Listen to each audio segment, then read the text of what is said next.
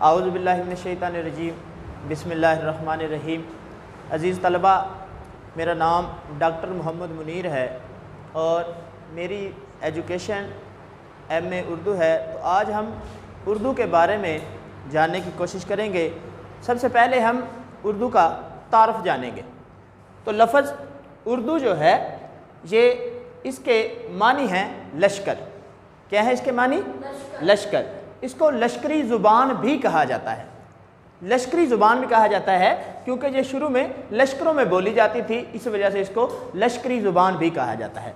अगर हम बात करें इस लफ्ज़ के कि ये कौन सी ज़ुबान का लफ्ज़ है, तो ये तुर्की ज़ुबान का लफ्ज़ है। किस ज़ुबान का लफ्ज़ है? तुर्की ज़ुबान का लफ्ज़ है। तो ये मुसलमानों के ज़ेर असर जो है परवान चढ़ी है।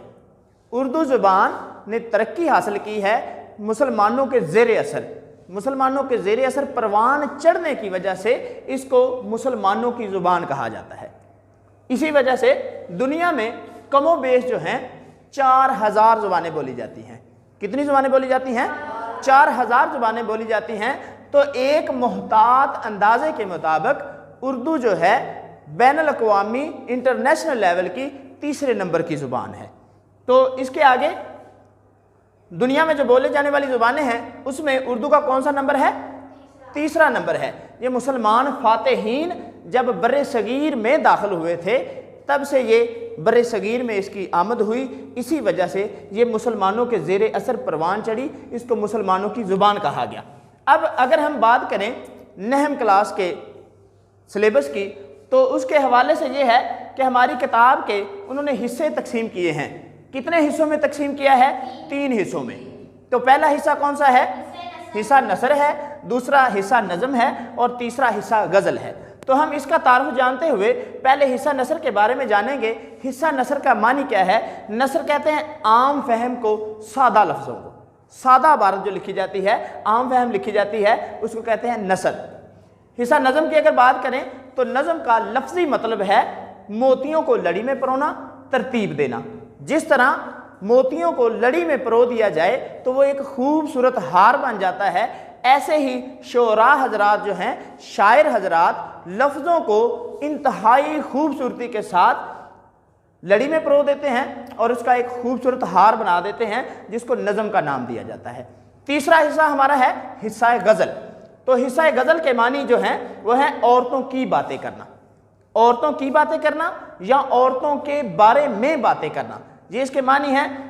एक मानी इसका है हिरन जब शिकारी के पंजे में आ जाता है, जब दबोचा जाता है, शिकारी जब उसको दबोच लेता है तब हिरन जो है एक दर्द भरी आह निकालता है, दर्द भरी आवाज़ निकालता है। उस दर्द भरी आह को, उस दर्द भरी आवाज़ को भी गज़ल कहते हैं। इसके अलावा जो है इसका मफ़हूम ये बनेगा कि हुस्न व इश्क के मौज़ूआत पर अपने तजर्बात जो पेश किए जाते हैं, शायर हजरात जो हैं, शोरा हजरात जो हैं, वो हुस्न व इश्क के मौज़ूआत पर अपने तजर्बात पेश करते हैं, उसको भी गज़ल कहते हैं।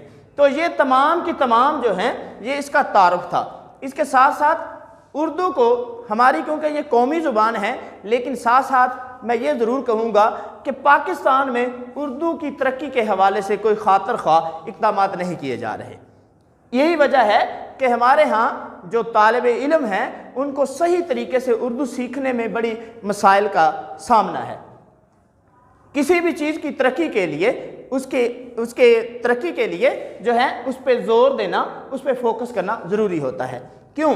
यही वजह है कि मुसलमानों की ज़ुबान होने की वजह से जो उस वक़्त बरे सगीर पाको हिंद के अंग्रेज़ थे और हिंदू थे, उन्होंने इसको पसे पुष्ट डाल दिया और वो जो मामला है वो आज भी हमारे साथ है। इसीलिए शायर कहता है गंवा दी हमने जो इस्लाफ से मेरास पाई थी, गंवा दी हमने जो इस्लाफ से मेरास पाई थी, सुरैया से ज़मीं पर आसमान ने हमको दे मारा। यही वजह है कि हम तनज़्ज़ुली की तरफ गामज़न हैं और हमारी जो उर्दू ज़ुबान है इसमें भी रोज़ बरोज़ तरक्की के बजाय तनज़्ज़ुली आ रही है। इसीलिए इसकी तरक्की के लिए हुकूमत को बारहा सोचना चाहिए और इसकी जितना भी तरक्की के लिए इसके लिए काम किया जाए वो हुकूमत को करना चाहिए। शुक्रिया।